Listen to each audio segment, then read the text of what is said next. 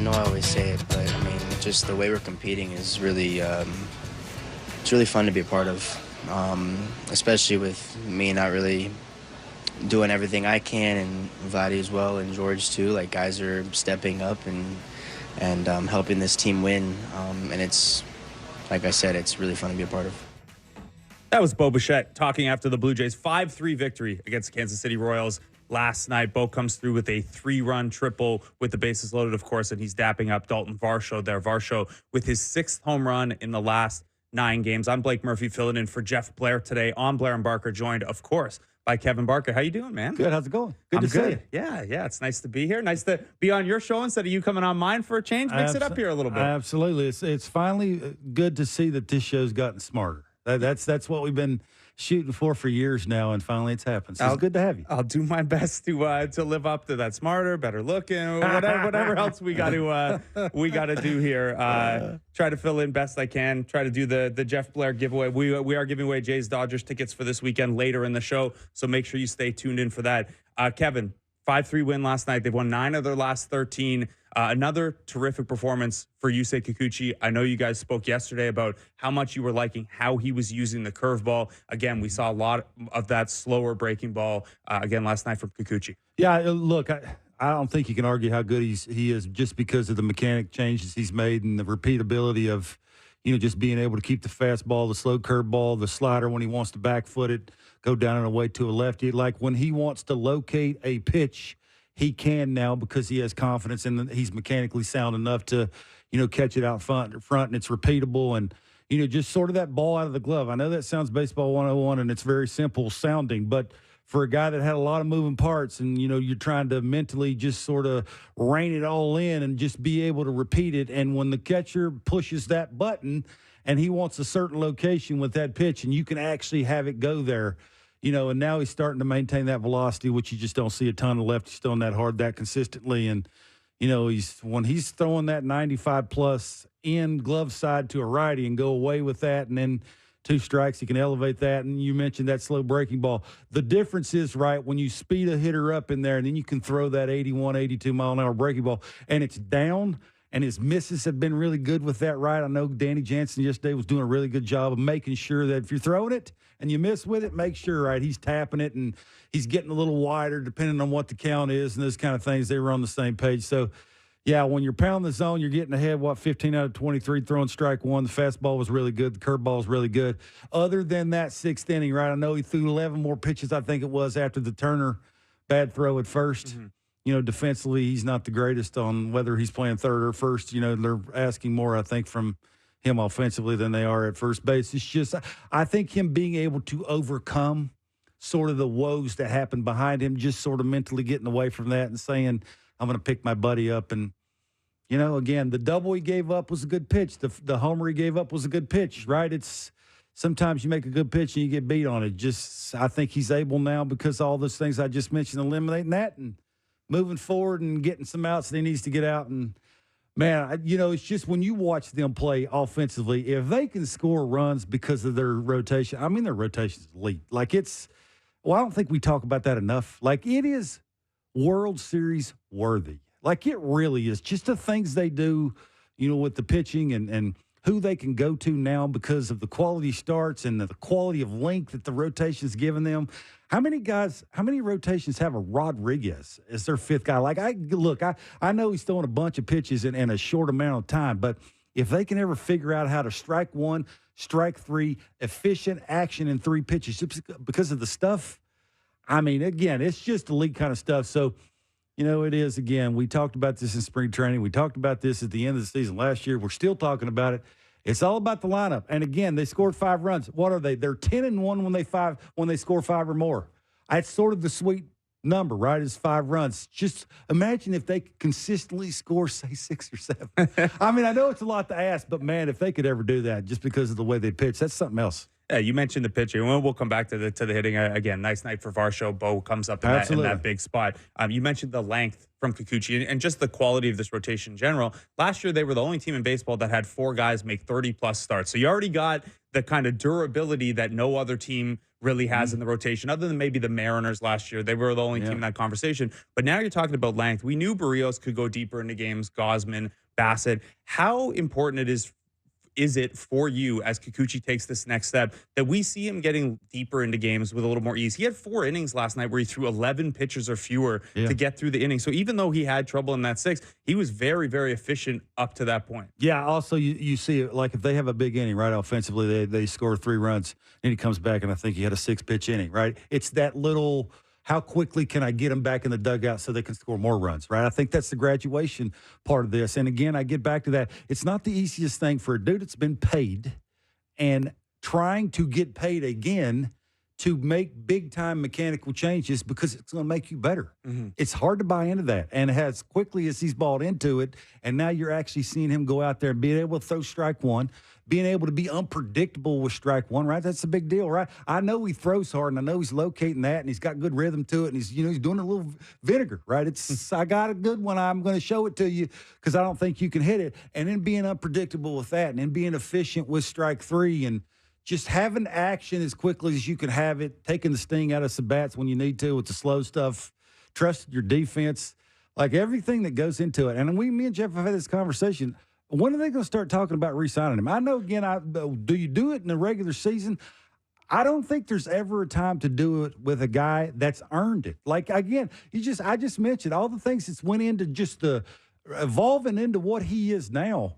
Where does this grow on trees? I don't care how old he is. Like, it just seems like how hard he's throwing, consistently throwing that hard, being able to throw quality pitches now. And I would assume it's not going to cost you a ton of money because of how old he is. I would think, with what they don't have and the guys that they're counting on that are getting older, man, you would think sooner or later they're going to have to start having a conversation on re-signing him, no? And it's not like 32 is incredibly old to sign a guy to, a 3-year extension, Absolutely. right? A starter who's showing you can give you some length. I think it probably sends, and you know better than I would in this case, but they signed him 3 years ago and said, hey, trust us on these changes we want to make. Trust us on this process. Didn't go that well the first year, went a little better the second year. Now you're starting to see it. Now you reward a guy like that. Absolutely. I think sets a good precedent, sends a good message. The other part of it, too, is if you were looking long-term, if you're Ross Atkins and Mark Shapiro, and you're looking at it and it's like, okay, well, Kikuchi's contract's up after 2024. We got this guy and this guy and this guy in the system. They're all injured anyway. We don't know when we're going to see Ricky Tiedemann again. Brandon Barriera is far away. Landon Morales, who they drafted this past year and is one of their top pitching prospects, he's going to undergo an MRI now. It's not as if there are guys champing at the bit there to take Kikuchi's spot next year, too.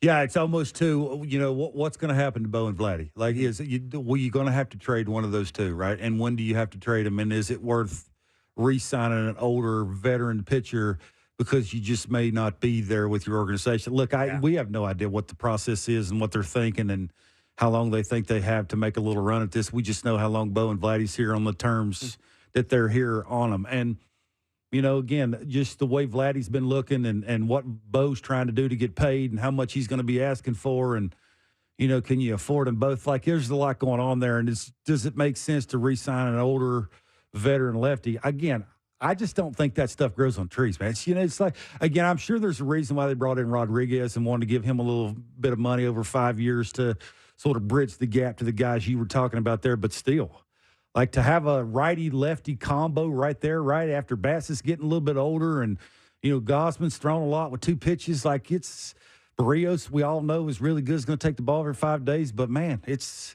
sort of when you've sort of set the precedent when it's pitching and defense first, and you got a dude that does what you say Kikuchi does and has earned it, like you mentioned. I just don't know how you don't have a conversation. Maybe they have. And what's the worst case scenario? You sign a guy and then you decide you got to turn and go down a different path or a different timeline. The market for really good left-handed pitching on the trade market, if you got a guy, you don't sign him just to trade him, obviously, but you're always going to be able to turn around and get something back for your pitchers. You mentioned Bo and Vlad in there. On the offensive side, they did score 5 runs. They did move to 10-1 when they can score 5 runs. Bo Bichette comes up big in a spot there. So they load up the bases. There's 1 out. He gets down 1-2 at one point, and he was I want to go through the whole at bat with you. So he ends up taking, as everyone saw, a 2-2 slider kind of right on the outer edge, and he takes it to right center field for a triple. What did you see throughout that at bat? I know you had mentioned last night on Jay's Talk, hey, he didn't work his two-strike approach the way you'd normally see because the bases were loaded, because it was a big spot. Yeah, look, I think the situation sort of dictates what you're trying to do and how you're feeling. And I had a conversation with him a couple of days ago when I was in the clubhouse and asked him, how does he feel mechanically? Because, he just mentioned in that little hit there starting the show that they haven't been doing what they expect to do. And you would think that sort of starts with the mental grind of finding your mechanics and lots of parts, kick it to your ear, twirling it behind your ear with your barrel and trying to catch that out front and, keep it fair and hit it as hard as you want to hit it. Not the easiest thing to do. And he told me mechanically he's never felt better. And then you see him yesterday sort of going away because of what the situation is trying to, sort of dictate what he's trying to do to a baseball is to get it in the air, right, with some backspin, and doesn't think he can do that with a true strike approach just because the sinker, right? It's the sinker, it's the slider down and away. It's a pitcher's pitch. You got to be able to get off your backside a little bit more, catch that out front a little bit more, stay through it a little bit more to get it in the air, right? You're basically hitting it and throwing it in the air, creating a little backspin, and at the very least, that's a sac fly. So I just think that's kind of cool that a guy actually sort of says, look at the scoreboard. I do this normally with 2 strikes. I can't do this because who's on the mound and what the guys around me aren't doing. I sort of need to try and come up with a big hit here and actually have it play out is, kind of nice just to see sort of, I still think your best hitter doing things in big-time games on the road to give a pitcher a little bit of breathing room so every pitch doesn't matter the way it has mattered. So they need more of that. Like it's just – to say the least that, it's just more hits like that and more quality at bats. And I don't want to say fight. That sounds very hockey-ish. But, it's just that common sense thing occasionally that if I do the same thing over and over again and it ain't working, let's try something else. And I think that's sort of what you saw yesterday from Bo, and it worked out. And that's kind of nice to watch. Yeah, sitting all over that slider as well. The 1-1 pitch he got was a sinker, kind of a little center cut, and he was early on it. It's like, okay, well, he's looking for the slower stuff. You can't get that in the air, right? That's a sinker. It's a little bit down. Like, it's common sense that because of what the situation is and who is where on the basis and what you're trying to do and who's not doing things around you, it's common sense. And sometimes you don't use your brain to the fullest, and it's nice to watch a guy actually do it, and it worked, and hopefully we see more of that because they're going to need it. So that was a pretty good slider from Singer, and he just takes it. Singer also threw a slider to Daulton Varsho that it didn't get where he wanted it. He was trying to bring that, in and low to Varsho. It stayed up on the plate. Varsho jumps all over it. 6th home run in the last 9 games. No Blue Jay did that all of last year. 6 home runs in any 9-game stretch. How much are you liking what you're seeing from Varsho approach-wise right now? How can you not? Like, I think it's about the first 2 at-bats. The first 2 at-bats didn't go the way he wanted it to go. He forgot about those. Like, you can tell that every at-bat has its own little different approach. Like, he is thinking about not so much where my feet are at, where my stride separation's going, where my bat path is. You can actually see him not thinking about it, which is kind of nice to sort of watch. Every at-bat has its own challenges, and for him to go up and just sort of think about it, I know he got me the first couple of times. He's still got to get me the 3rd time, and if he misses, you can make a good pitch, get me out. He's like most humans that are at the plate facing guys who can add and subtract and locate secondary stuff. But when you miss because you're confident and you're mechanically sound and you're balanced and you have great rotation, and now you have better separation between the foot and the hands, and you're seeing the ball really well because of that. It's, when he's pulling the ball in the air, man, he's got a lot of power. So, that's one of the things, right, is just when is that going to sort of the dam break with a bunch of guys doing that, right? It's you look at the stats, and I looked this up because I think this is very intriguing. The Orioles, we always sort of compare, lineups and youth and, lack of experience, and does it matter? You just look at sort of what the Blue Jays are doing, and this is sort of what Varsho did with, hitting with runners on base. Okay, the Blue Jays they've hit 7 home runs this year with runners on.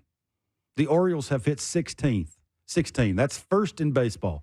So what are they? That's 11 more homers than the Blue Jays have hit. The difference, why I wanted to bring this up, is the Blue Jays have 3 different hitters that have hit those 7. The Orioles have 8 different hitters who have hit that 16. That's the difference, right? It's just sort of how do you get length and those big-time at-bats. Don't always even have to be a guy standing at second or third. just anywhere on the bases, right, with having that quality at bat, you have 3 swings, you have 3 strikes. Just having those consistent quality at bats to where you're trying to do damage. And Don Mattingly, John Snyder, like you name a coach, you name Ross Atkins, Mark Shapiro, everybody that's ever come on anybody's show always says the exact same thing. Get your pitch, right? Something you can do damage on until you get to 2 strikes, and then it's a crapshoot because you're fighting, right? You're clawing, you're trying to do everything you can do just to put barrel to baseball. But that's the thing, right? That's the difference between those teams. And then I mentioned you have elite starting pitching, and you're trying to have an offense catch up and sort of meet in the middle.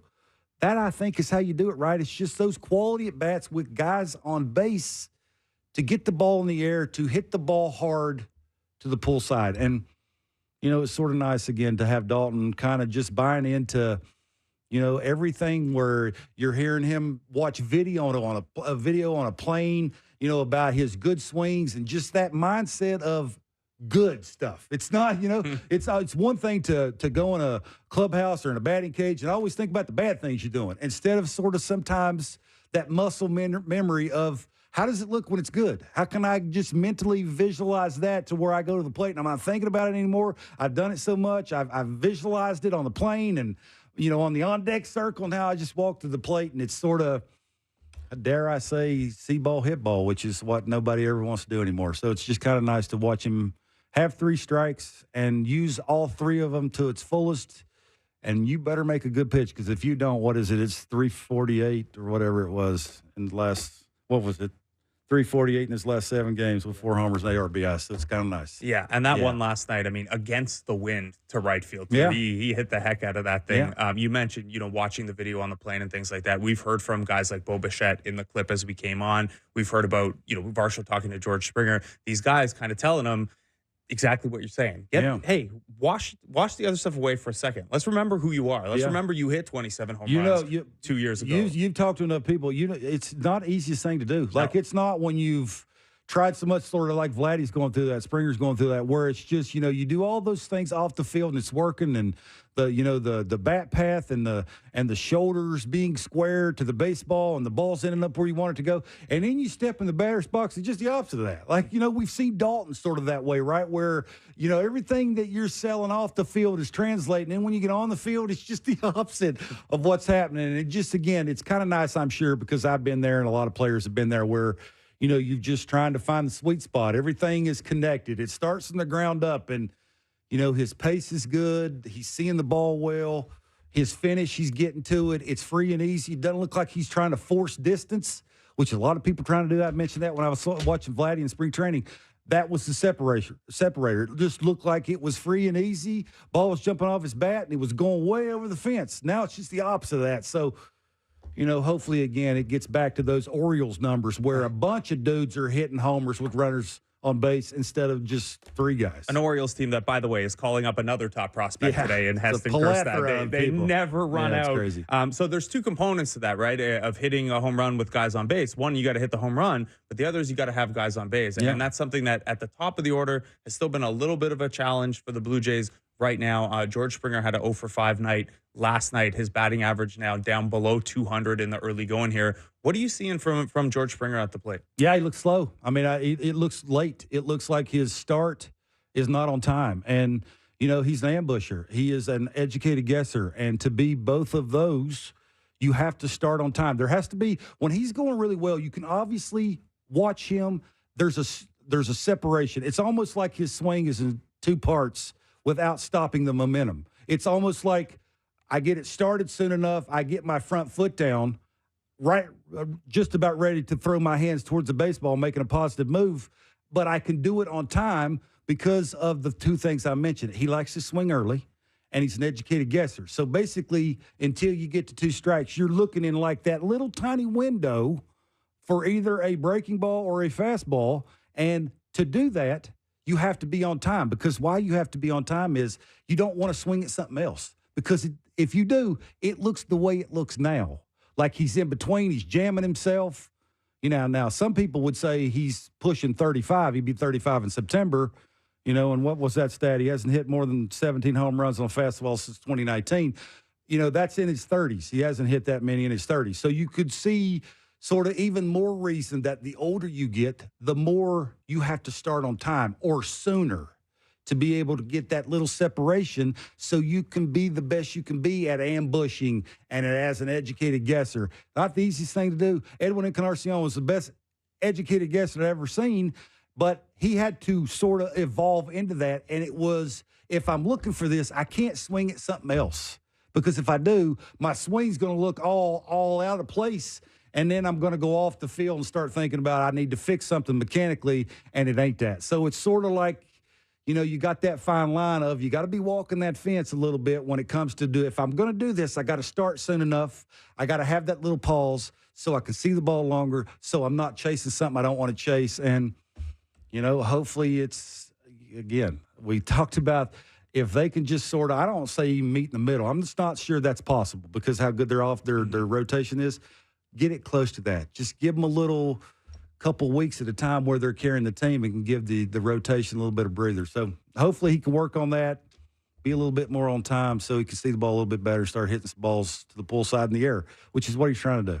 When you look, we don't need the numbers to back up something like bat speed, something like how guys age. You're seeing a lot mechanically, but what we can see from the numbers also shows he's catching the ball at the back part of the plate a lot more often. So his swing's still kind of on the way down with that attack angle. Does that to you suggest he's trying to wait a little bit more, like the fact that he is catching the ball on the back part of the plate instead of out front? Yeah. See, if now I don't always like the you know, I know that's some of the khaki stuff is a little.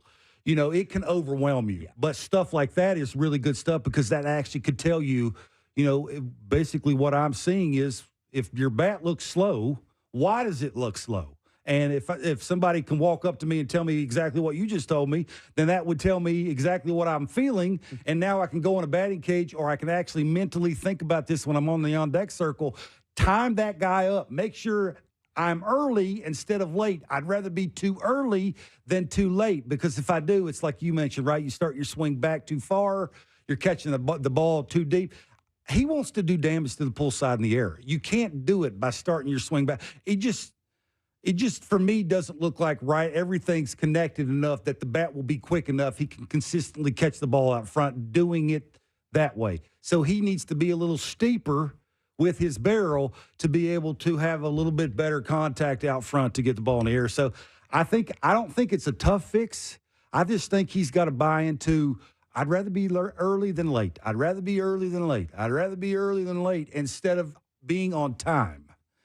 That again, right? When you get a little older, I got a little older. I had to do this. I was in the Mexican League. Guys were throwing in low 80s, and I was late. And I had to learn, you know, if you want to stick around a little bit longer and not be pushed out of the game, you got to do things, right? You got to have two-strike approaches, 0-0, and you have to do what you have to do. So I think he's sort of in this little bit of this window where just think early. If I start early because I have talent and I have a track record, everything will be fine. And again, I think it sort of looks this way because the first two guys are looking this way, right? You know, Springer's looking his way, and Vladdy looks like he's taking 3 Big Daddy hacks. Well, when your swing is long and you're swinging from your hip a lot, that just, you know, that's why you hear your best hitter coming on and saying, you know, it's good to see other guys picking us up because the first 3 guys, and he called them by name, which is, you don't always hear that, you know, especially in Toronto. Like, when's the last time you heard a star of a team calling dudes out? Like, he basically did that last night. And you got to love it. He did it in a nice way, and it's an obvious way. But it's one thing to know it. It's another thing to hear it from your best hitter. And I love kind of things like that, right? It's sort of basically, hey, they're doing their job. Let's not be afraid to come to the party. So hopefully they do, and they start scoring more runs because, again, they have an elite rotation good enough to win a World Series. It's just how do they fill in the blanks everywhere else? Yeah, I love that level of accountability as well. And look, George Springer knows he's hitting a .198. Vlad knows he's got a .718 OPS or whatever. They know they got to start doing their part. And like you said, kind of meet them in the middle. Yeah. They'll get the chance tonight against Michael Wacha. It's Kevin Gausman on the other side. We'll continue to set that one up through the show. We're going to take a break here. We've got Dan Shulman coming up at 2:30. We got Gary Varsho coming on with us at 3 o'clock, which should be a lot of fun. Yeah. Talk about Daulton's hot streak here, some of the mechanical, maybe mental changes. I'm just going to sit back and let you guys talk about hitting. I don't need to be great. He's a great talk. Yeah, and then Tim Kurkjian joining That's us great. at 3:30 of ESPN. He had a podcast out today with Terry Francona, which I haven't got a chance to listen to yet, but should be a lot of fun. Yeah. So we'll take this break, and we'll talk to Dan Shulman on the other side. I'm Blake Murphy filling in for Jeff Blair. Blair and Barker continues on the Sportsnet Radio Network and Sportsnet 360. Welcome back to Blair and Barker. I'm Blake Murphy filling in for Jeff Blair. Kevin Barker still alongside me. Jays win 5-3 last night. 9 of their last 13. We'll see if they can win a 5th series in a row here as this one continues in Kansas City. 7:40 tonight. Kevin Gausman against Michael Wacha. You'll hear Dan Shulman on the call for that one. He joins us now. Dan, how's it going from beautiful Kansas City? It is going great. Had a nice little walk. Went over to the Power and Light District and just kind of checked that out. Had some nice pancakes this morning. I'm finished my prep for the day. Everything is good. How about barbecue? You have barbecue there? I'm not really a big barbecue guy, to be honest with you. And I know that's one of the many ways I disappoint you. But that's the only one. That's the only way.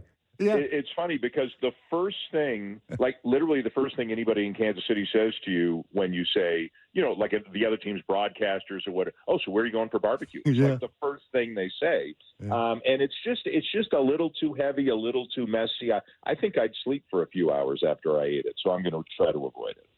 You never heard of a post-game meal? What's the big deal? I mean, I've done Kansas City only as a fan before, but if it's anything, I've heard the media meal there is great. It sounded like the Memphis Grizzlies on the NBA side. They've always got barbecue for the media. You just pack a little to go, Dan. You're good. All right. I'll try to get it to go tonight, and then I'll have to set an alarm for tomorrow morning. I don't think I'll wake up on my own. So. You're the best. You'll be all right, man. Okay, so game 1 of this series last night, really nice showing again from Yusei Kikuchi. You guys were all over it on the broadcast. That level of efficiency over those first 5 innings. I think in 4 of those innings, he needed 11 pitches or fewer. Man, it's been 2+ years now of seeing Yusei Kikuchi get to this level and figure out how to be the best version of himself. Is this the best version of him you've seen? Yes, I think so. And because of the word efficiency, I mean, last year he was great too. Like 2 years ago, he walked 5.2 per 9 innings. Last year was 2.6. He literally cut his walk rate in half last year. But I think with the weapon that the curveball has become, I think he's at his best right now because the slider's really good and he's not spraying the fastball. Like he's locating that fastball on the inside corner to righties over and over and over. And how many times can you think in the past him just letting it fly arm side and it's 1-0, it's 2-0 and that sort of thing. We haven't really seen much of the changeup, a little bit here and there, and I'm sure he's going to keep working on it. But his main 3 pitches are so good that he can be one of the better starting pitchers in the game if he just keeps doing what he's doing. And if he can be efficient, so instead of, 5 1/3, if it can be 6 1/3, 6 2/3, that sort of thing, that's even bigger because that helps the bullpen. And I hate that every night on the air I have to say, well, these guys may be down tonight, but that this is the way it is in baseball. And I don't know if we're going to get to this conversation. I think 4 of the 8 guys are out of play tonight, at least 3 of them. So, and that's not Kikuchi's fault, obviously, but he went 6. But, being able to go 6 to 7 as opposed to 5 to 6 in the modern game, it's just huge. Dan, you think there's any concern with any part of the pitching staff? I try to sit down and think about that. I don't, other than like the guys showing up late and, them trying to work them in at the right time and the stuff is just, I guess, not at their A point exactly right now. Other than that, what is it? I hear a couple of them had a lot of barbecue yesterday, to be honest with you. No, I think Romano was late getting going. He looks like Jordan Romano, right? Jimmy Garcia looks like an all-star. I think Swanson's going to be fine. If Meza and Cabrera, the 2 lefties, neither of them have been consistently at their best. They've both had some hiccups. We've seen them both have a couple of good outings, but then that's kind of sandwiched between a couple of not so good outings. So, maybe that would be the only thing. And they both got track records, so I think they're going to improve. It's interesting if you just look at their. And isn't it funny that you said it, Blake, this team's won 9 of 13. They've won 7 of 9 and 9 of 13. And I still think among a pretty sizable portion of the fan base, there's it doesn't feel like it kind of vibe about them. And maybe it's because they're not scoring a zillion runs, But if you look at the last 13 games, it's like 5-3, 5-2, 4-3, 5-1, 5-4. Like every game's like the same, and they keep scoring 4 or 5 runs and they keep winning most of them. But because of that, their pitching's got to be really, really good. Their starting's been great. The thing I'm most curious about, other than the unfortunate news that a lot of that Tiedemann, Marutis, and Barriere are all getting their arms checked out, but is Manoah. Like the clock's ticking. I think it's about 2 more weeks, and then they have to decide, are they going to bring him back or are they going to option him to Buffalo? He's on a 30-day injury rehab right now, and if they bring him back and put him in the rotation, my guess is Yariel Rodriguez goes to the bullpen. My guess is Bowden Francis goes to Buffalo, and they stretch him out as a starter. And it would just be another option, another weapon for them. So, I know we've all kind of tucked Manoah away a little bit because of how long it's been since he was the Alek Manoah we first came to know. But within a couple of weeks, I think it's going to be interesting. No matter which way it goes, it's going to be interesting for this team. Yeah, May 6th is the date you're looking at there for his 30-day rehab will be up. He's expected to start again at AAA either tomorrow or Thursday. That still seemed up in the air as of yesterday. You mentioned Yariel and Bowden there and who could be down or not down tonight, Dan. Do you think there's any flexibility coming up in terms of how they'd use Bowden, or is that going to be a pretty strict handcuff to Yariel until we see, the ability to maybe go 5 there? I think, in case of emergency break glass, like let's say Gausman, for whatever, got hit by a comeback or had a rough night, whatever, and if he's out in the 3rd, they have no choice. They have to put Bowden, in my opinion, they have to put Bowden Francis in there. Just looking at their bullpen right now, Romano's worked 3 of the last 4. Garcia's worked 3 of the last 4. Again, it's an unwritten rule, but go find me evidence of guys who have thrown 4 times in 5 days this year. It just doesn't happen anymore. So I'm assuming those 2 are down. And then Sunday, Richards threw 33 and Pearson threw 32.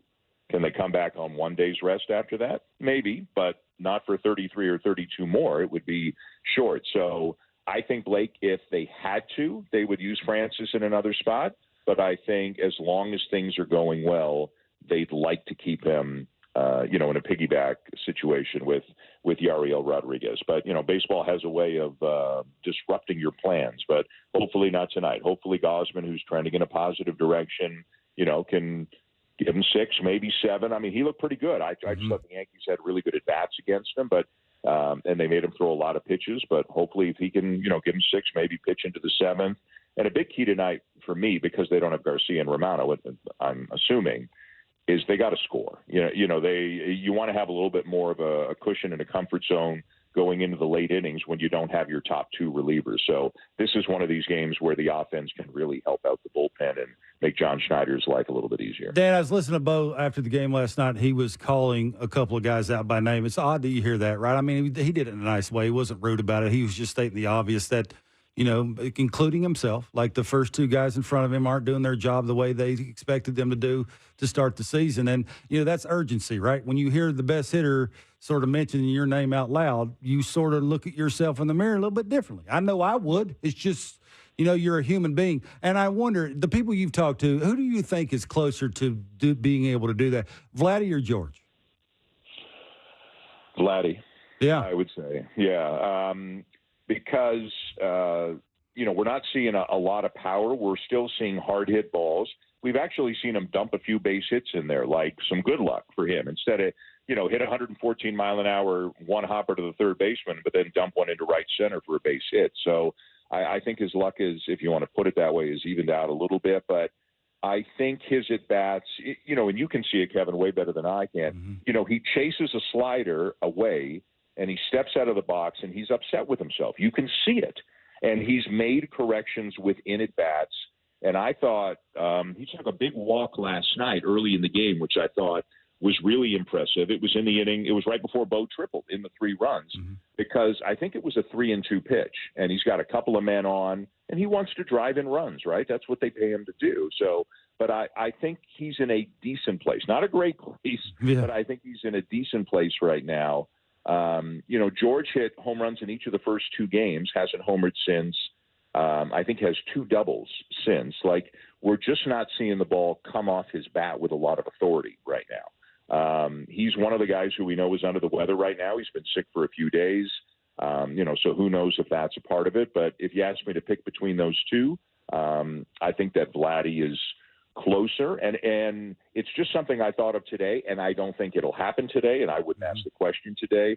But I wonder if in a few days, if status quo is still status quo, if they start tinkering with the order a little bit. And I don't know what that would mean. Would that mean they did this last year, right? George dropped down to 4 and even 5, I think, for a little while.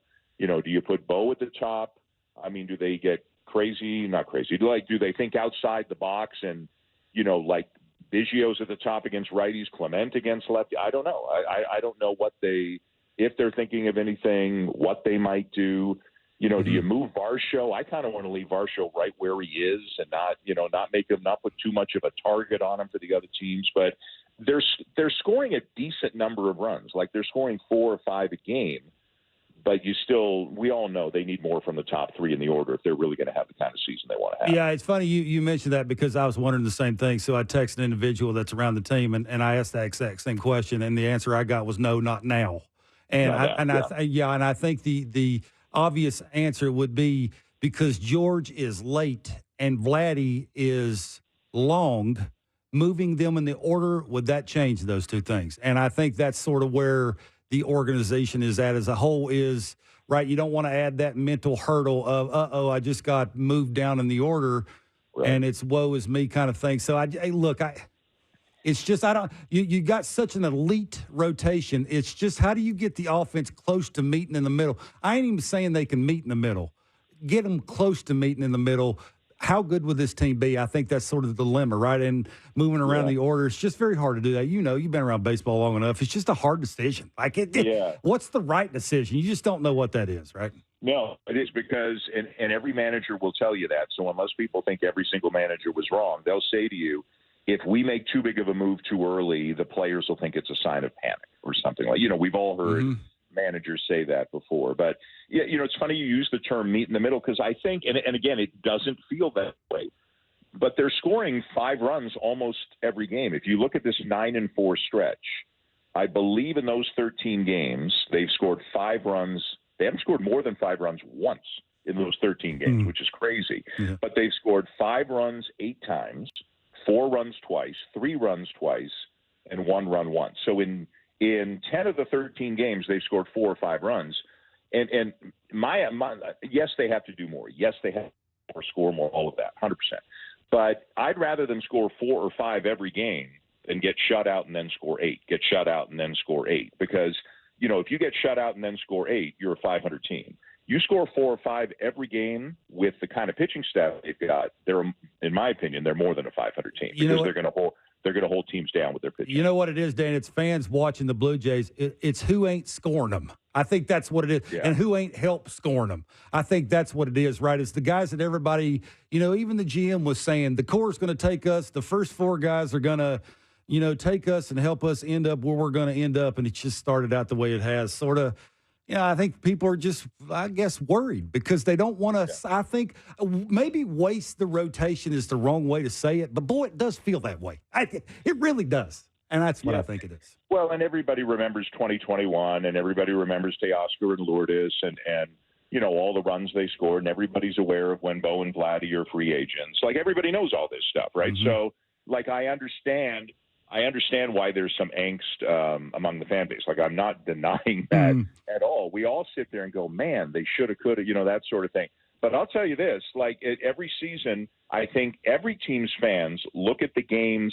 They focus more on, man, they should have won that game rather than, man, they easily could have lost that game. And I think the Blue Jays have more, man, they easily could have lost. Like, they're doing just enough to win more often than not. I don't think they've, what's their record? 13-10? Yeah. Right? 13-10. Yeah. I don't think they've quite played like a 13-10 team. Like, the bullpen's been bumpy, and we all know it'll get better, and they've got guys with track records. But the bullpen's been bumpy. Gausman had a couple tough ones at the beginning. Bowden Francis had 2 rough starts. The top few guys aren't hitting like they can. They've had a tough schedule, and they're 13-10. So I choose to look at it like they put a couple of wins in the bank. But if they're going to keep playing at this clip, I think we'd all agree they do have to play better. I think the bullpen's got to be good, and the offense definitely needs to continue to improve. You're a great salesman, Dan. Not for barbecue. I failed that. Yeah, well, that stuff sells itself, you know. Yeah, you don't need to come pitch me on barbecue. I'm there already. But Dan, you're right. They're 13-10. They've been outscored by 11 runs, right? And when we talk about what should their record be, that's one of the things we tend to look at. I guess there's another factor here too. And if you're staying in ball games and you're winning ball games, but you're 22nd in run scoring overall, which they are, they're 22nd in runs. I wonder too if there's a longer term kind of effect of, well, every time your pitchers go out, those are high stress situations, right? Nobody gets to pitch with a 6-7 run cushion. No, you don't get to, you laid out the way the bullpen could look tonight. You don't get to turn it to Meza and Cabrera and comfortably be like, okay, you know what? They need to get some work in. They need to get some confidence. This is a team with a bunch of lefties, and we got a 6-7 run cushion. They haven't played like that. So I wonder if there's an impact of that on your pitching staff as well. I would say yes, and it feels like stretch run games already, right? Like you're playing when everything is so tense and so important.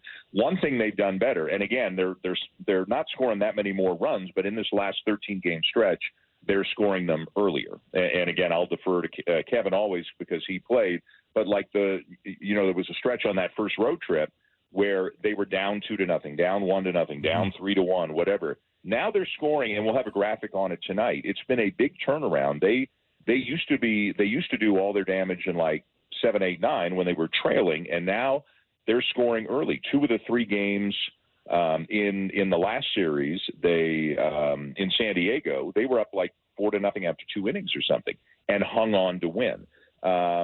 Last night, Bo, I think it was the 3rd inning, I guess, when he hit the 3-run triple. Like, they're scoring earlier. And you guys both watch a lot of baseball. You've both heard me say many times they had only scored 1 run or 2 runs in 11 first innings, that sort of thing, and what it was last year. So, yes, I think it's an issue. There are too many close games, but I think psychologically, at least they're scoring earlier, and I think that makes John Schneider's decisions easier, and I think it relaxes everybody. And there's one other aspect of the offense that we haven't talked about, but I'm sure you guys have and will, and is there are some guys pushing at Buffalo right now, and none of those are easy decisions as well, because it's great, bring up this guy, but then there has to be a corresponding that guy, and I'm not sure everything is as cut and dried as we like it to be, but there are 3 guys down there pushing hard to get a call up, and at some point, if need be, moves will be made. Speaking of pushing hard, Clement and Schneider, how come they just don't write their name in the lineup every single day? Well, so you've got Varsho. Okay, let's go back 2 weeks. You've got Varsho, Kiermaier, IKF, Biggio, Clement, Schneider. You got those 6 guys. You've got room for 4 of them in the lineup every day. If you assume either Jansen or Kirk plays, and if you assume that Springer, Vladdy, Bo, and Turner are in the lineup, those 6 guys have 4 spots. Now, you can rest Springer, you can rest Turner, that sort of thing. So I think they're juggling a lot of things. Part of it is who's hot. Part of it is the matchup. Part of it is, does a guy need rest? Part of it is, how does it impact our defense? And is this, guys. There are certain pitchers they're more likely to sacrifice a little defense for offense. Gausman and Kikuchi, in theory, strike out more guys. More strikeouts, fewer balls in play. Fewer balls in play, maybe more likely to see Schneider in left and Varsho in center as opposed to something else. Not that Davis has done poorly in left. He hasn't at all. But you know what I mean. Instead of Varsho in left and Kiermaier in center. So, you guys know this is much more layered. But so to answer your question, if Clement and Schneider are in there every day, and let's say, by every day, I assume you're talking about like all the time against righties too, because we know they're going to play against lefties. Absolutely. So now you're putting, Biggio's going to be in there and Varsho's going to be in there. So now, just by process of elimination, we're left with Kiermaier and IKF. Like, I don't think they're going to sit anybody too much. I think they want to keep everybody fresh. I still think they're a little bit in the exploratory process as to what exactly they have. And listen, contracts are contracts too, right? Like you sign guys and it's April the 23rd, right? It's not August the 23rd. If we're having this conversation August the 23rd, I think we're having a different conversation. But that's why even if you bring in a Relvis Martinez or a Addison Barger or a Spencer Horwitz up to the team and into the conversation, it gets even more complicated. So I think, I don't know how you guys feel, and I know fans dissect every lineup and only look at it on the basis of how hot is that guy? Why is that guy in the lineup when he got hits yesterday? Mm-hmm. That's kind of a common way for, people to look at it. But I think they're doing a nice job putting guys in favorable matchups, juggling offense, defense, getting guys rest whenever they can. But, another 3 weeks, 4 weeks, 6 weeks, whatever of consistent results, and they'll start playing the hot guys more and more. But it's, IKF's off to a nice start, I think. I mean, you look at the quality of his contact. He's not a power guy, but I know Blake could probably give me the number off the top of his head. He's hitting a lot of line drives from where I'm sitting, and he plays a nice defense, and he plays two positions. And, I'm not sure who they would take out. Kiermaier will get some days off for a variety of reasons, and he's got to start hitting a little bit more. So if one guy's playing time was to suffer, maybe he would be the sixth of those six. But I still think they're going to rotate the guys around kind of 4, 5, 6 days a week between that group until they sort it out. Yep. Dan, all this talk about defense, as I understood the scoring from last night's game, there's no such thing as an error anymore. No, so I don't know why we're talking about defense. I could have hit 300. Kevin, is it a conspiracy just to make offensive numbers look more inflated? I have no idea. It's a terrible look, Dan. I don't know any other way to say it. Like it's the big leagues. It's like the umpiring at the big league level.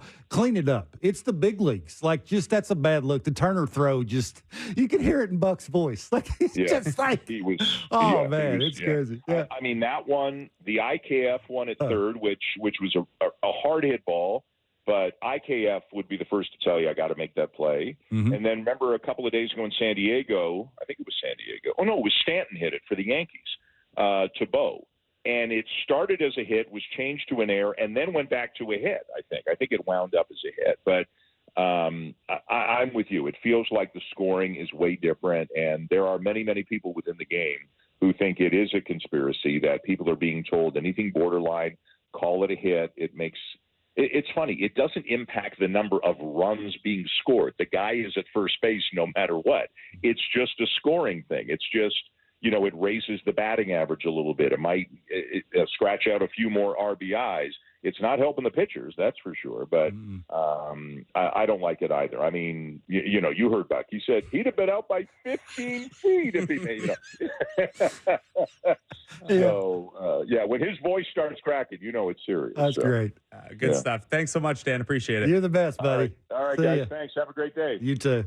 Here's a little one for you on the fielding thing. Last year in baseball, was the highest fielding percentage in the history of baseball. We've been playing in baseball for 150 years. It was the highest fielding percentage. So either you're saying defense is the best it's ever been, or they're starting to fudge the error numbers a little bit, or both. I think Jeff Blair said with you guys last night, like he's talked to scorers who get told, and anything 50-50, nudge it to the hit side. The league as a whole is only hitting 240. Yeah. They'd probably like that number. I wonder, because they've eliminated the shift, they feel like they have to do this. Yeah. I wonder.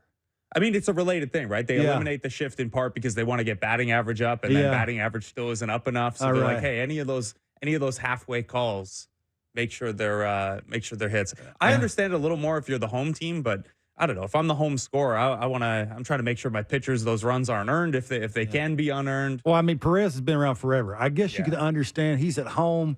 He hits a borderline ground ball. I mean, anytime a good defender is waiting on the play at the big league level and does not make the play with a slow runner, that's an error. Yeah. Like it's you don't even have to think about it. Like, you don't wonder. It's an error. I couldn't believe it. The throw from Turner. I mean, that's just enough to make you want to pull your hair out. I wish I was still a player, because I'd be in the big leagues, probably in cleanup, because I could hit 240. Yeah, and no errors ever. How about that? No errors ever. All right. On the other side here, second hour, we're going to talk to Gary Varsho, former Major League outfielder, father of Daulton Varsho, of course. We'll talk to Tim Kurkjian, of ESPN, and we're going to give away some Blue Jays Dodgers tickets for this weekend down at Rogers Center. Have a little trivia. Give you yesterday's answer. I always find it so funny when I look in the text line, there are a bunch of typos. I don't know if your guess counts if it's a typo, but just double check that stuff. Gary Varsho and Dodgers tickets in the trivia game for you guys. Second hour as Blair and Barker continues on the Sportsnet Radio Network and Sportsnet 360. Welcome back to Blair and Barker. Jays win last night, 5-3. They'll do it again tonight in Kansas City, 7:40. Dan Shulman on the call, who was just with us with Buck and Arden. Ben Shulman and Chris LaRue on the Sportsnet Radio Network. And Jeff Blair will be back with you in my spot alongside Kevin Barker for Blair and Barker Jays Talk post-game. So you don't have to deal with me for the 2 hours here, not post-game. You're all right. Pretty good so far. Yeah. Feel all right. Not quite Daulton Varsho levels comfortable at the dish right now, but like you said, nobody is. Let's talk to his father about it. Gary Varsho, former Major League outfielder and bench coach, joins us now. Gary, thank you for doing this. What a time to be a Daulton Varsho supporter.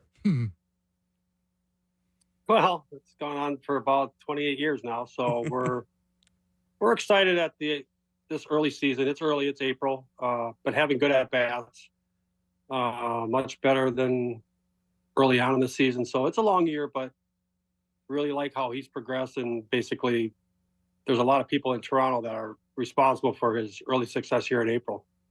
Yeah, he talks about all the time bat path, and we try and break down bat path, and when he goes from the way he looked early in the season to the way he is now, everybody's saying the pace of his lower half looks better. I just think it looks like mentally he's not thinking about it.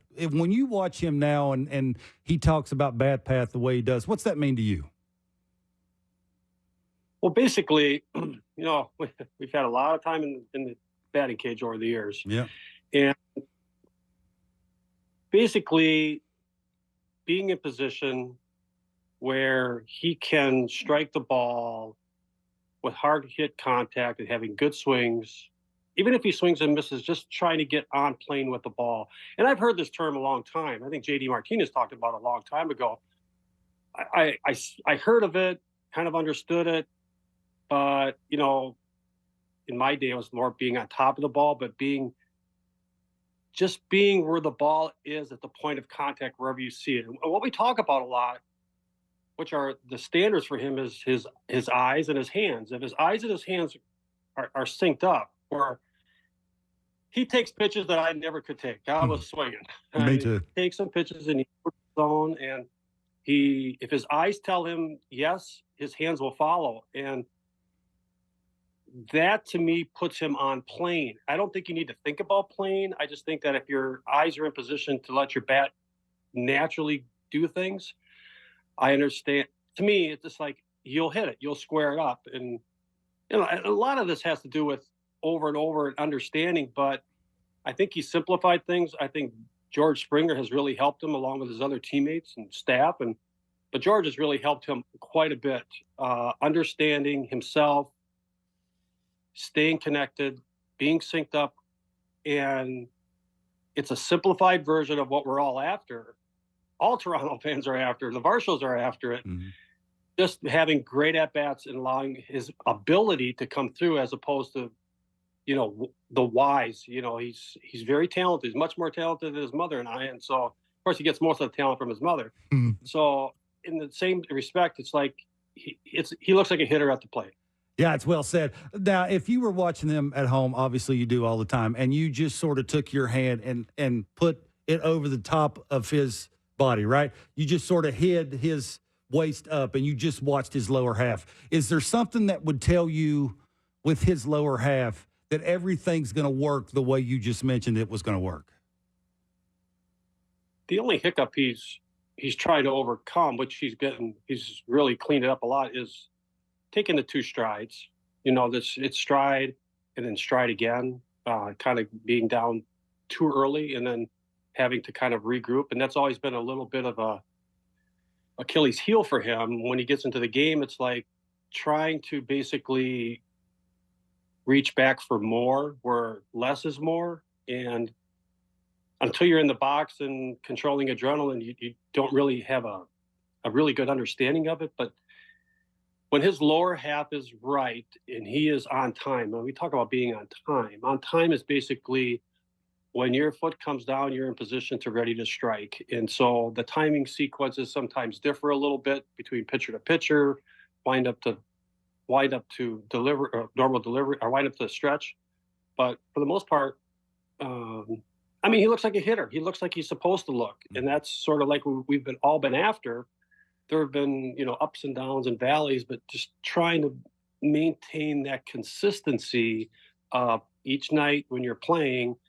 Can you have an at bat after at bat after at bat? And I know last night he struck out the first 2 at bats, and I knew right away he wasn't seeing the slider. Just didn't pick it up. The spin was great, and Singer's a good pitcher. He had a really good slider, so it's one of those deals where okay, hopefully he makes a mistake, but the approach was there and everything was right, and so just a matter of time. And fortunately, he got a pitch he could hit, and he hit it. So, and that's the whole point, is that if you get a ball you can strike. We talk about this all the time. Mm-hmm. I think if you go back in years previous, how many balls did he fall off underneath it, fall back, and then you don't get that extra one back. So it's a matter of him not fouling that ball off and really putting his bat on plane with the ball so I can strike it hard, and whatever happens after that.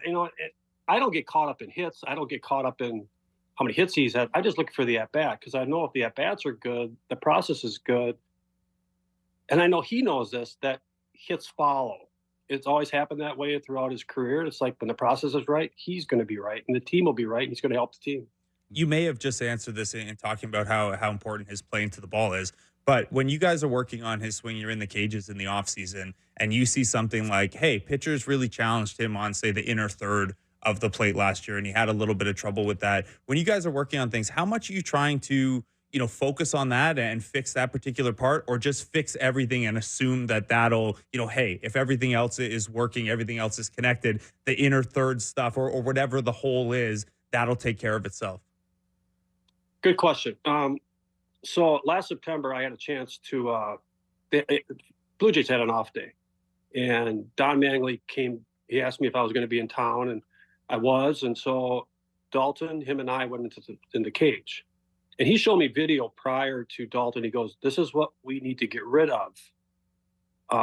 And not to be too technical, but rear end sticking out and hips weren't right. He goes, ideally, we need to get there in the offseason. We can't do it now. I said, well, we need to go to the cage and work on it, because there's no reason to wait, because I need to understand it. So when we do this process in the offseason, I have a better feel as opposed to just talking about it. And we did some drill work, and Don kind of honed in on how it's supposed to go. Now, Dalton's got to figure it out, what works for him, what's going to work, what's the drill package that's going to work. So to your question of, is it working on the inside pitch, laying off the high fastball?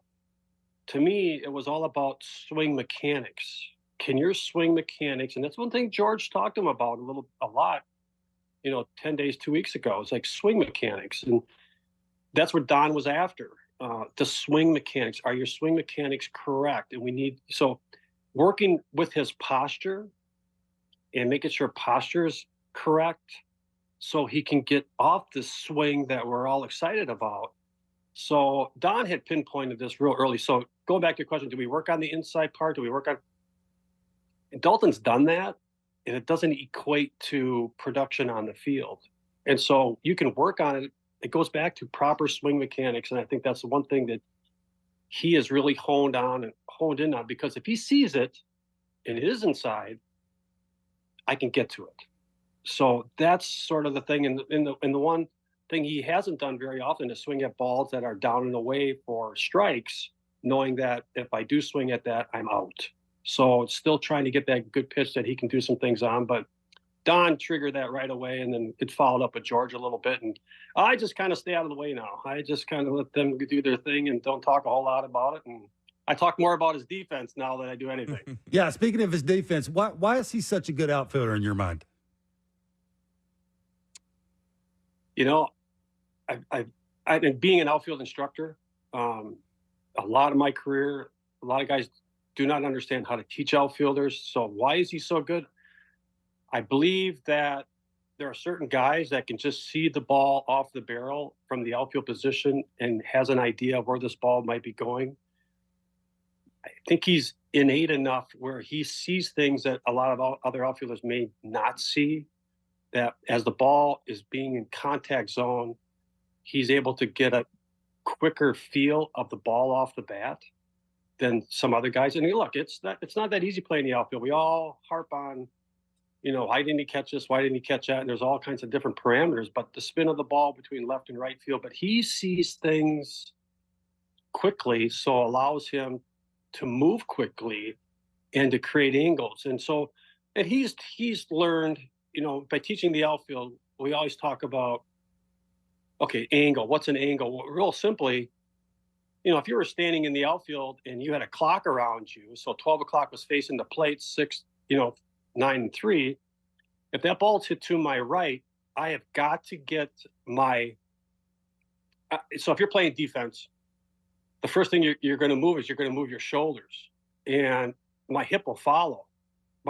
If my hip goes, my shoulder doesn't follow. So he's a football player, and he understood it. So if that ball's hit over my right shoulder, I've got to get my shoulder to 5 o'clock to create the angle.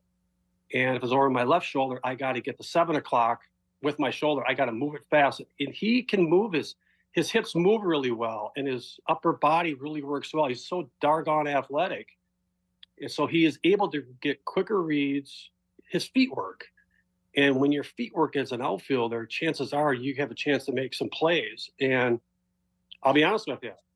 I mean, I've seen him shake a lot of balls in my life when he was little, and I've seen him play the outfield. But to take it to this level, he's taken it to a whole different level that I never anticipated. And he's done making plays that I just sit back in my chair and I go back and I go, you got to be kidding me. So it's like he's taken it to another level for himself. He's worked hard on it, but he understands technique. He understands situations. I thought one of the best plays over in the San Diego series was when Tyler Wade was up and he had 2 strikes on him, and Tyler Wade's not going to hit it over his head. He was in closer, and he made this little blooper that if you were playing a little bit deeper would have been borderline to catch, and the run would have scored. He was right there, caught it, ran it back to the infield, and saved a run. I mean, those are little things that, as an outfielder, you play into. You understand situations, the hitter's strength, what he does, and so he does his homework, and it's paying off for saving runs for those Blue Jay pitchers. Yeah. It says a ton too that obviously he has grown up around baseball. He has seen a lot of fly balls, a lot of ball paths, and things like that. And maybe our brains fill in some of the blanks when you have that much. But this is also a guy who's played catcher and third base a couple years ago. It's not as if he was every day in left field, every day in center field. It's pretty incredible. How much extra work was there when he found out, hey, you're probably not going to play that much catcher anymore, or in Arizona, we're going to use you in the outfield a lot more? I'd imagine preparing for catcher is its own whole separate thing off to the side. Making that transition has probably unlocked even more for him as an outfielder. Well, it's unlocked a ton of athleticism that he can help the team with his legs. As an outfielder, what we're trying to do is we don't cover mistakes. Okay, so when a pitcher makes a mistake and he hits it a long way, we don't cover that. But what we want to do is we want to cover the ball that's just slightly mishit up in the air. Anytime the ball's got air, I want to be under it. So for him to transition to that, I mean, he transitioned from center field, he went over to right field, into left field. So now moving over to right field, we had tons of discussions how to set up with your feet. And so we're always trying to cover gaps. Outfielders, we don't really cover the lines. Lines are irrelevant to us because gaps is where damage is. Lines are lines. If a guy hits it down the line, down inside the foul line, so be it. He's rewarded. If we can get to it, great. But we really want to cover the gaps because that's where the damage is. So trying to get him to understand his feet, how to align between left field and right field. And again, seeing the ball. Left field is the hardest one to play. I'll be honest with you. I mean, it's the most difficult play because you have these right-handed hitters, strong right-handed hitters, and when they clip this ball, and it's a short window. They clip this ball, you kind of have a real small window where you're looking at the ball, and you've got to react much quicker than you ever do in right field. Even with left-handers hitting, for some reason, and again, this might be me, but the window in left field is so small, you really want to have somebody who can really read the ball quickly. and not have to be Velcro to the fence and catch everything in front, being able to make plays in the gap and down the line and get to the fence. Right field, the window's more open. There's more room for error. You can see more often, especially with a ton of more right-handed hitters. So he just transitioned because he understands, and with the amount of knowledge I had with all some great outfielders, just the great guys that I had to work with and I learned from, and Bill Verdon, who was the master at teaching outfield play when I was in Pittsburgh, he understood footwork and how important it was and what he needs to do in order to get in position. It's not cheating, but I am going to use my strength and what I need to do. I got to cover my weakness because we all move to one side or another better than others. So we got to make sure that we can always cover gaps in the corners, and my feet might align a little bit different. So nobody's the same, but he understood it very quickly and he picked up on it so doggone quickly. And it was like, he loved it. Okay, what's Daulton's next step offensively? We've seen him hit a home run off a lefty. We haven't seen that in a while. It looks like mentally he's able to walk away from a bad at bat. His next at bat, it's much better. In your mind, what's the next goal, the next step forward for Daulton offensively? It's the steepness when things aren't going well. For me, it's and he knows it. He shouldn't be going 0 for 20. 0 for 15. I mean, if you're having a good approach and you're swinging at strikes, good things will happen. Again, you'll go 0 for 4, you might hit 3 balls on the nose, and I get that. But I think he's graduating. Hitting is a process. Hitting, I'd heard the other day Justin Turner didn't arrive until 29 and trying to figure things out.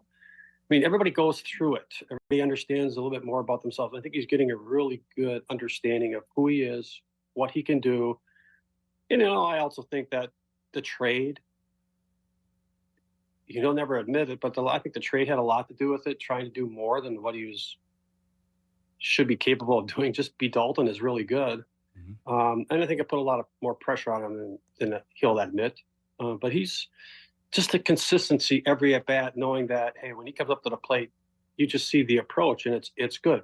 And I know this is a result-oriented game, but for me, it's just like, you grind, you keep at the at-bats, you keep graduating, because it's every day.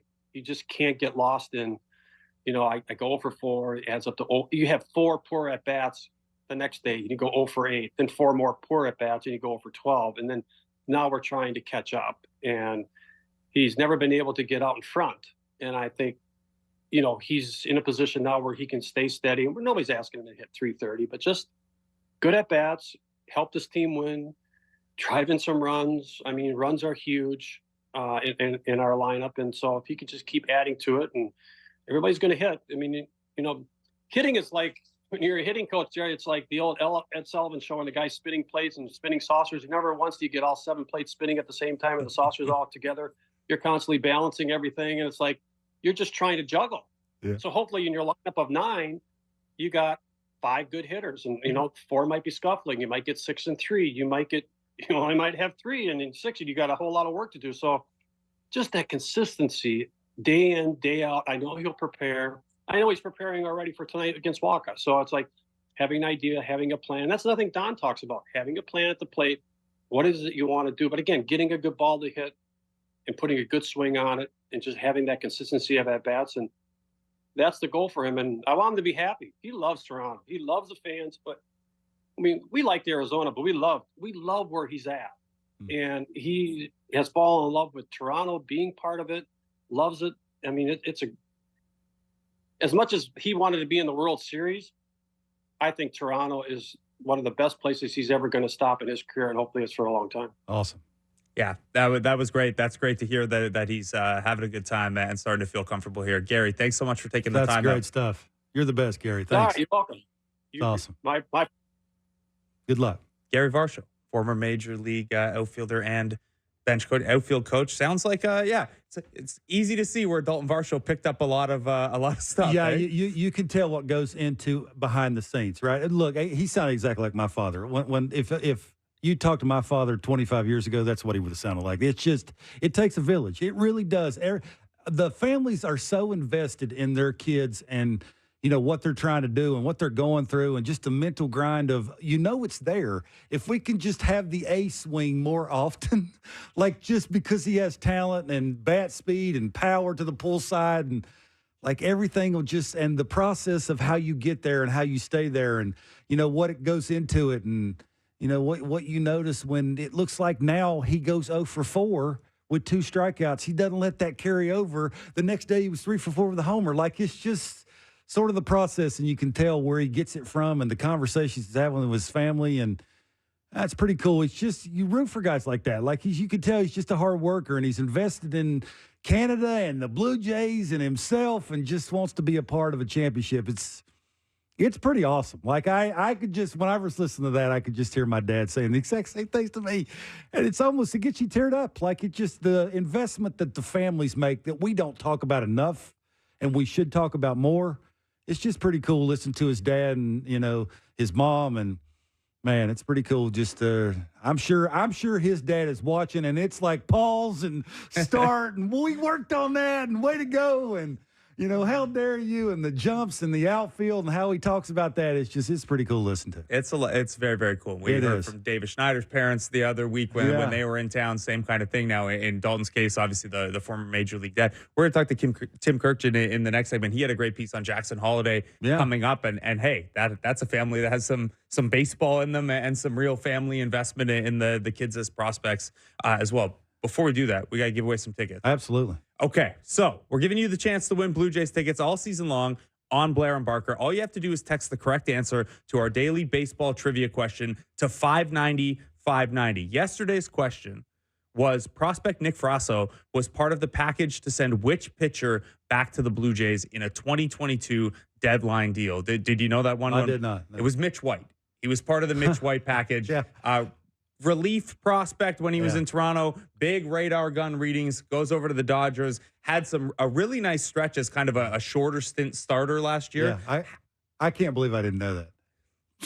What are you going to do? What are you going to do? It's honestly, it looked like a big trade at the time because Mitch White is a major league starter. Absolutely. Nick Frasso, a pitching prospect that can hit 100. Yep. And now Nick Frasso hasn't pitched this year because of injury. Moises Brito, the other prospect the Jays gave up in that trade, he played in Dominican Summer League last year, but a 6'5" left-handed pitcher. Who knows? We'll check in on him in 5-6 years. And then the Jays also got back Alex DeJesus, who's an infielder at AA now. So not a lot doing from that trade just yet. Didn't work out. All right. Today's question is maybe a little easier. Today's question to win tickets to see Jays Dodgers at Rogers Center on April 27th. That's the Saturday game. Here's your trivia question. Text the answer to 590-590. How many All-Star Game appearances did Justin Turner make as a member of the Los Angeles Dodgers? Text that answer to 590-590 for your shot to win. See rules at sportsnet.ca/590. Should be a fun series this weekend. Yeah, it should be. I wonder if Ohtani will be booed. I wonder. I don't know. I mean, he got cheered a lot last year. I would hope not, because I don't.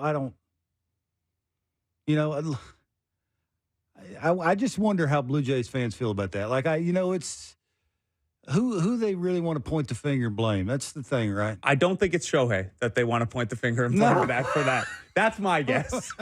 I hate this guy. I think, I mean, it's an easy, obvious answer who you're pointing the finger at, but you don't get the opportunity to boo those people very often. So maybe Shohei wears it instead. You do not. I mean, it's, again, I think the money was matched. We will continue to say that. The people that we know have, and Jeff knows, have said out loud that, the money was there. It was just that player to go where he wants to go. It's his choice. So. Yeah, I mean, if you're going to boo him, I guess, for not choosing Beer, you got to boo a long list of free agents that chose somewhere else too, right? We don't know, but there were other offers that weren't taken. Not a lot of those are unicorns. Yeah, not a lot of those are Shohei Ohtani. No, they're not. Dodgers off to an interesting start too. They're only 13-11, but they've had some good stuff going. Yeah. I think that's it, right? Been really good. Yeah, he's been great, right? I don't look. Their season doesn't start till October. Yeah, really. I mean, are they going to win the West by a lot? Like, it's 11 years in a row now, right? Yeah, I mean, the Diamondbacks are still a good team. They're a solid team. They're gonna claw and fight, but it's still sort of the Dodgers. And I don't think it's what they do in the regular season. It's what they do in October. Yeah, that's sort of where they're. They got 3 Hall of Famers in a row in their lineup, which is Pretty amazing. And Freeman's gotten off to a slow start too. So, there's a lot of, I think hitting's down, and that's a question mark. It's a little bit of a head scratcher why that is. Is it usage? Is it trying too hard? Is it expectations? Is it weather? There's a lot of things that go into that. Yeah, it's a lot of things. People always float the baseballs, when offense goes up and down and things like that. Maybe. Let's see what Tim Kurkjian thinks about it after a break here. Legend joining us, a co-host of Is This a Great Game or What podcast. He'll be with us next as Blair Barker continues on the Sportsnet Radio Network and Sportsnet 360. Welcome back to Blair and Barker. I'm Blake Murphy filling in for the day. Jay's back in action tonight, 7:40. It's Kevin Gausman against Michael Wacha on the Hill. We're going to talk to Tim Kurkjian of ESPN momentarily here. Before we get to him, Wacha tonight, changeup guy. Throws it about 33% of the time. That's a top 10 rate in all baseball. What do the Jays got to do differently or look for differently versus Singer last night? Yeah, I don't think you can hunt changeup. I mean, I know a lot of people say that. I think you hear Buck Martinez say that a lot of times. You need to go up there looking changeup. I never could do that. I think that's very hard to do. I think you got to look velocity and adjust off speed. I think going up trying to sit on a changeup, he's throwing it a lot because it's working. Mm-hmm. Obviously, I got good feel for it. Can feel it for strikes. Like, you're getting called strikes for you get them in swing mode. I just don't think you can go up there and look for it. Like, going looking for a guy's best pitch is almost impossible to do, right? It's his best pitch for a reason, right? So I think for me, always the simple approach, don't overthink it, would be get athletic as quick as you can and adjust to everything else. And if you do that, you've got a good chance of hitting the ball hard. That's all you're trying to do, right? Stay in the big part of the field, hit it hard. Yeah. You do that, hopefully you have a chance. And there's good separation there, fastball changeup, but we're not talking about a 97, 98 mile an hour fastball, right? We're you can let 92, it travel 93. a little bit and see the changeup a little long. All right. Who we're going to see somewhere around baseball pretty soon is Heston Kjerstad, number 2 overall pick in the 2020 draft. The Orioles have called him up to add to their litany of other prospects, including Jackson Holliday, who our next guest did a terrific piece on recently at ESPN. He is an ESPN insider and co-host of Is This a Great Game or What podcast. It's Tim Kurkjian. Thanks for joining us. Good afternoon. How we doing?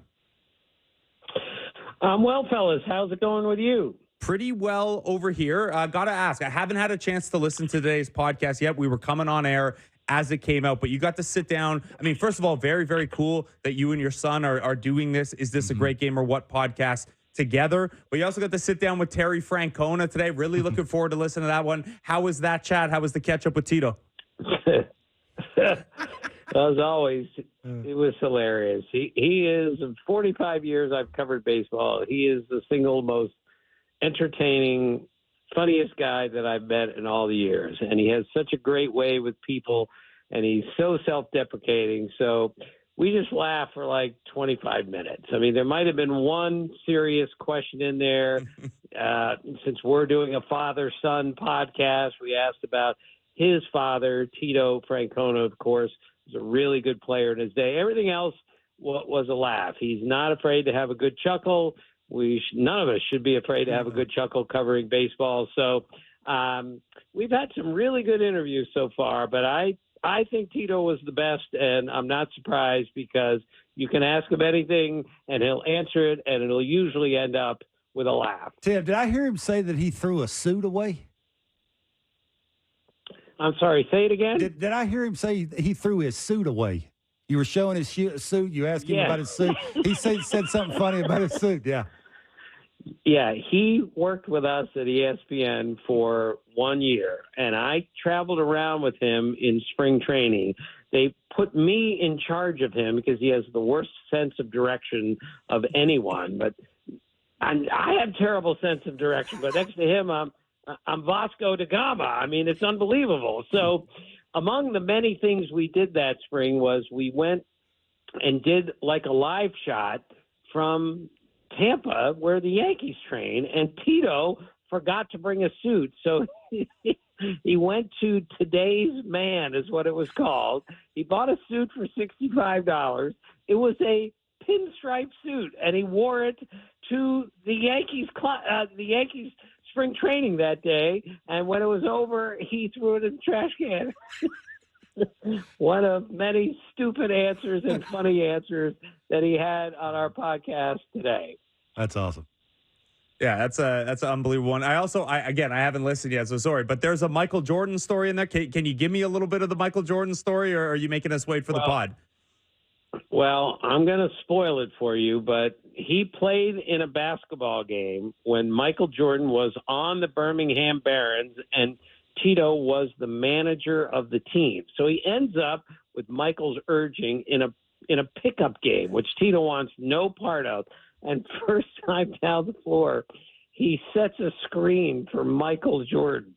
As if Michael Jordan needs a screen, as if he needs a pick so he can get the ball into the lane. He just screamed at him, "Get out of the way!" And he went in and dunked it on somebody.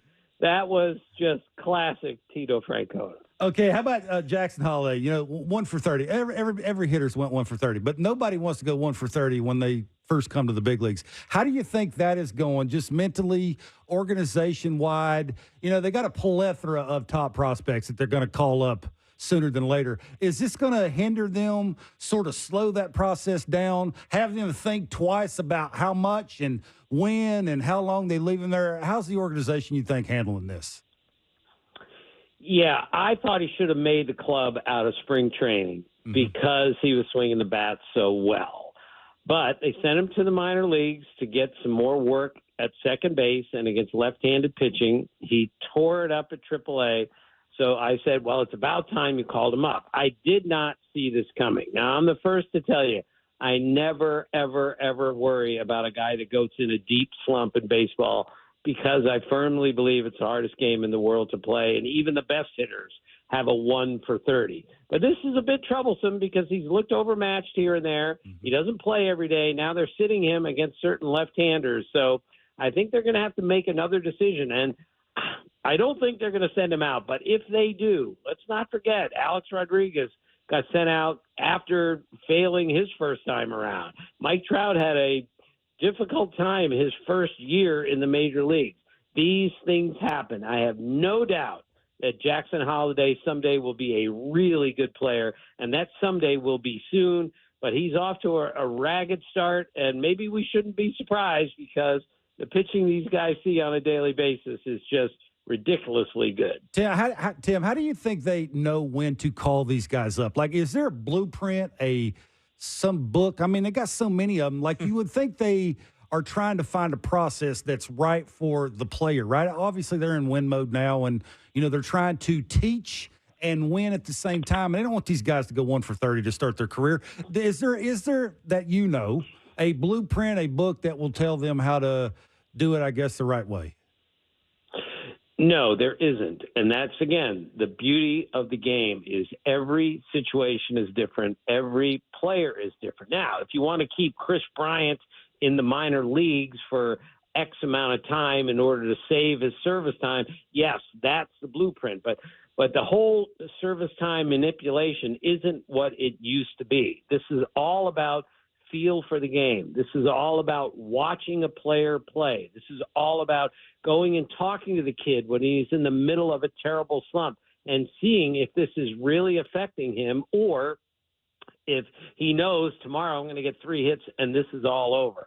We've kind of lost our feel for the game. We've lost our instincts for the game, unfortunately, and we're basing everything on metrics and statistics rather than looking in the kid's eyes and seeing if this is really troubling him. Then maybe you send him out and get him some confidence and bring him back. But I don't think there's a blueprint, which is why baseball is so fascinating. Mm-hmm.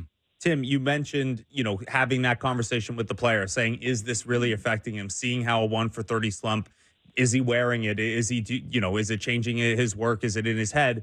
You wrote this great piece at ESPN the other week about how Jackson Holiday growing up around clubhouses and things like that kind of informs who he is and how he operates. Do you think he's maybe in a position where he's better suited to handle a stretch like this and kind of stay above water?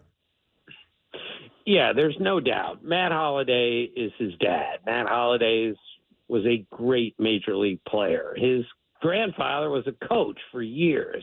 If anyone can handle this, it's Jackson Holiday because of the environment in which he was brought up. I am a huge believer that as great as Ken Griffey Jr. and Barry Bonds were, they got extra help because they were in the clubhouse all the time with their exceptionally talented fathers. It's a similar case with Jackson Holliday. Trust me, he is not spooked by all this.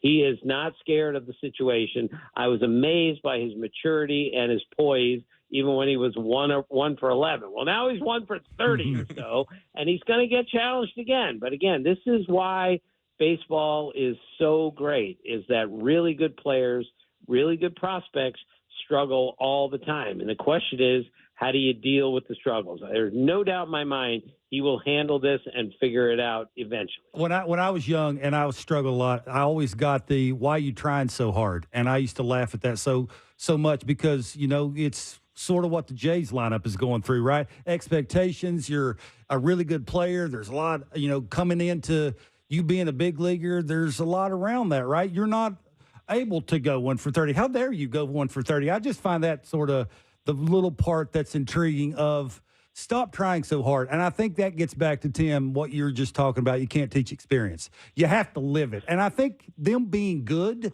will allow a guy like this to sort of go through it and still win baseball games, which is what they're trying to do.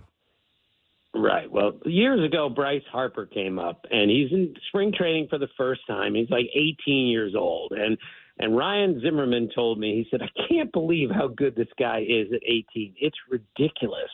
But he said he's got to go fail somewhere first before he gets to the big leagues. Because the last thing you want to do is fail for the first time in your baseball career in the major leagues, because it's so difficult up there.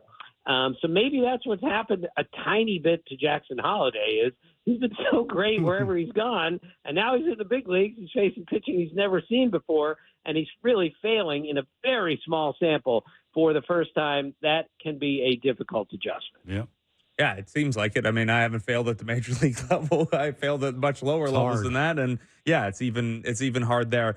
So despite this, the Orioles are still rolling just fine, right? Mm-hmm. They're 15-7, top of the AL East. A lot of their other players are coming through. Tim, when you look at where this team is and the fact that they still have a prospect pipeline coming, the fact that Mike Elias has stayed pretty patient in terms of when do we put chips in salary-wise or prospect-wise or whatever, where do you see this team going this year? Is there a point where they get more aggressive, or is it just going to be let these kids come up slowly, let them get acclimated, and, hey, we're just going to happen to win 100 games again because these kids are so good?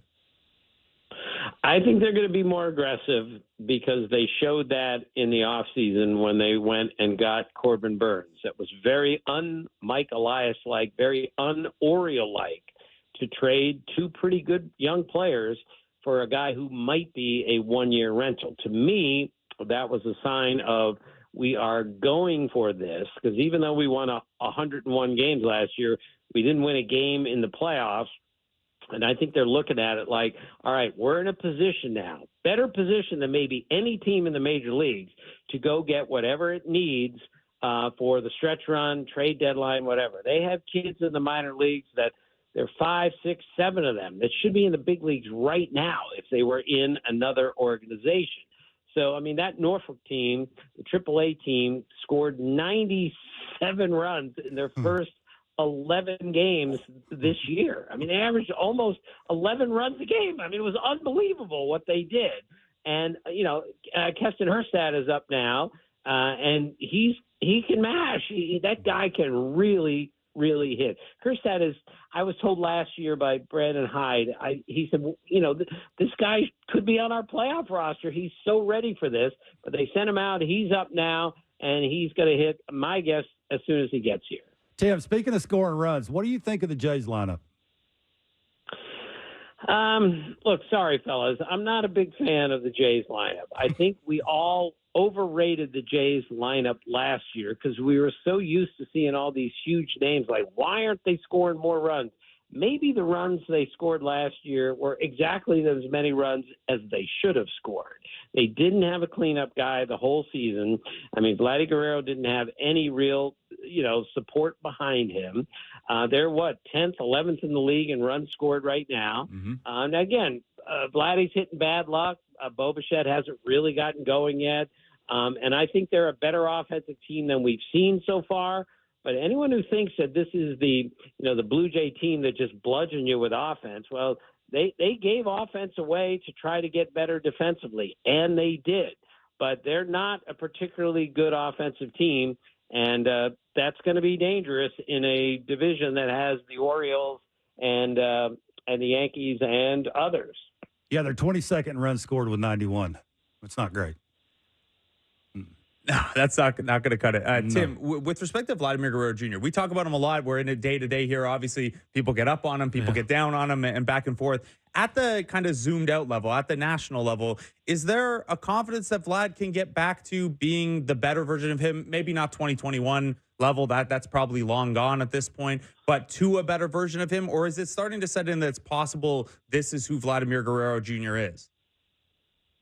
No, I think he's better than this. And this is pretty good, but we're expecting great after 2021. We're expecting great every year. Well, he's really young. As you guys know, he's the youngest guy in the team last year.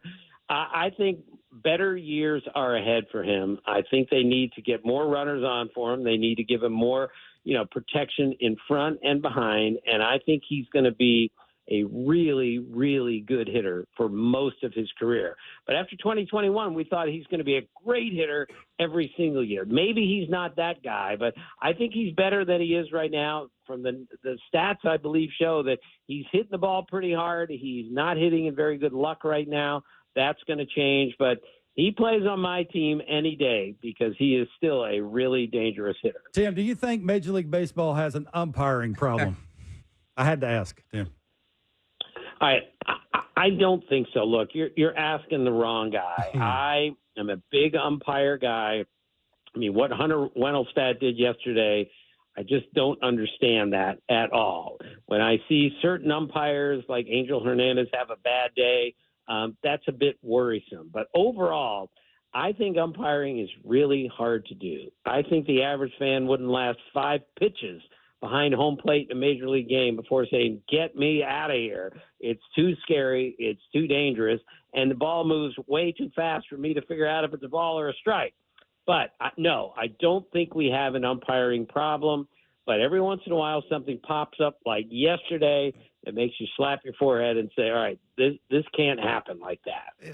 For anyone who missed it, Aaron Boone, the Yankees manager, tossed from a game by Hunter Wendelstedt for something that a fan said, not something that Aaron Boone said. Pretty amusing if you're not the Yankees and you're not Aaron Boone. I certainly found it amusing. Tim, with respect to that, the difficulty of calling balls and strikes and things like that, it comes up every once in a while. Do you have an appetite and interest in seeing something like the challenge system at the major league level, or for you, is that more of a, hey, keep it in the minors thing? Well, I'm going to need to see it work in the minor leagues for a few more years, but it's coming to the major leagues. An automated strike zone is coming to the major leagues. I'm pretty sure about both of those. I'm just not sure what the time frame is. And I support the umpires in this respect. There is a strike zone on television that fans at home can see. Every time you miss a call, a fan can see it at home. They can see it better than you can see it, and you're standing right on top of it. Imagine if I were writing a story and I had someone peeking over my shoulder, and every time I had a typo or used the wrong word, someone would say, no, that's wrong. You shouldn't use that. Well, that would make me uncomfortable. I think we need to help the umpires a little bit more. Exactly how we do that, augmented reality, something like that, I'm not sure, but we're headed for pure technology taking over the strike zone, and I'm just not sure that's the right thing to do. I still think the human element is really important in every facet of the game. All right. Well, Tim Kurkjian, thanks so much for taking the time. This has been a blast. Can't wait to listen to the podcast with Terry Francona. I think it's so cool you're doing a father-son podcast with Jeff as well. Really appreciate you taking the time out. Thank you so much. Okay, fellas. Thank you. See you later.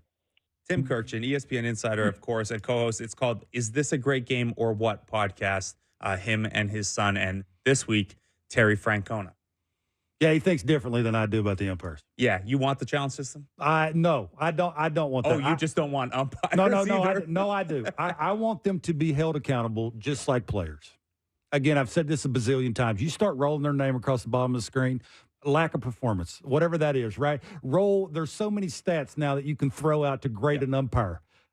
I'm in that camp where if you've done it long enough, there's no excuses for you to miss call after call after call. It's almost like it seems like it's on purpose.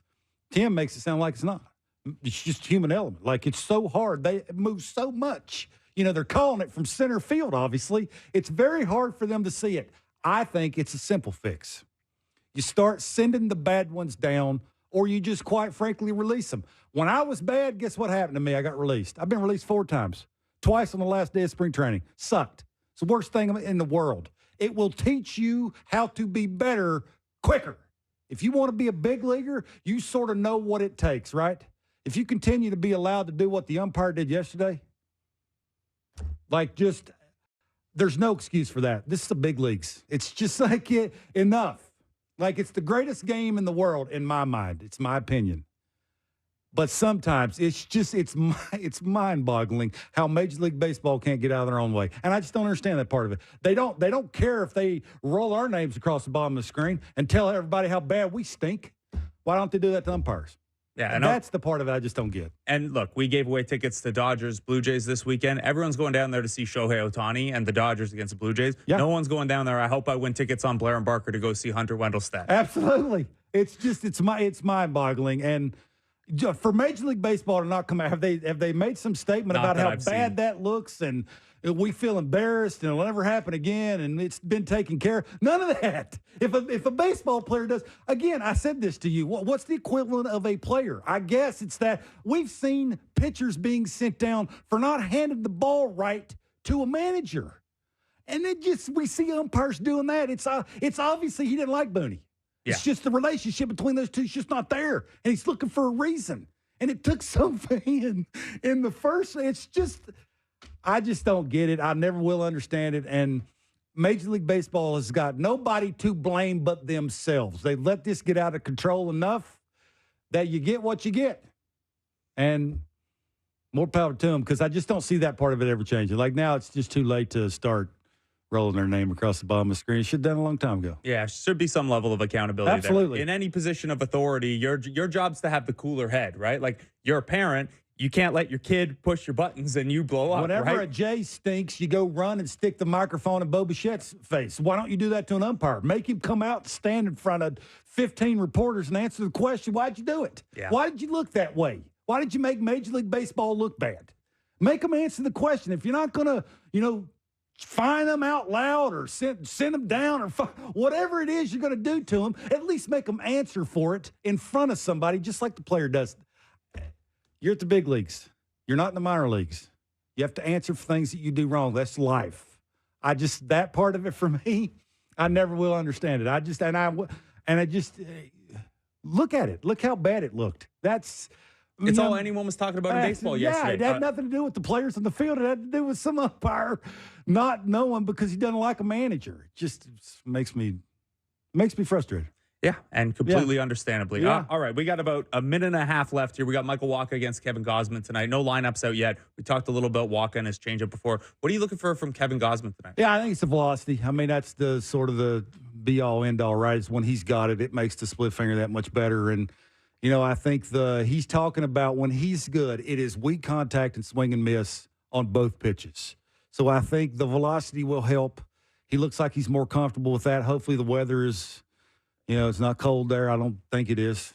From what I've heard, it's not cold in Kansas City. So hopefully that's not the case. And, he can go out and he's limber and loose and getting good extension and getting some called strikes on the split finger down. That would be good. And the more that thing's moving, the few called strikes that he gets, the velocity on the fastball will help.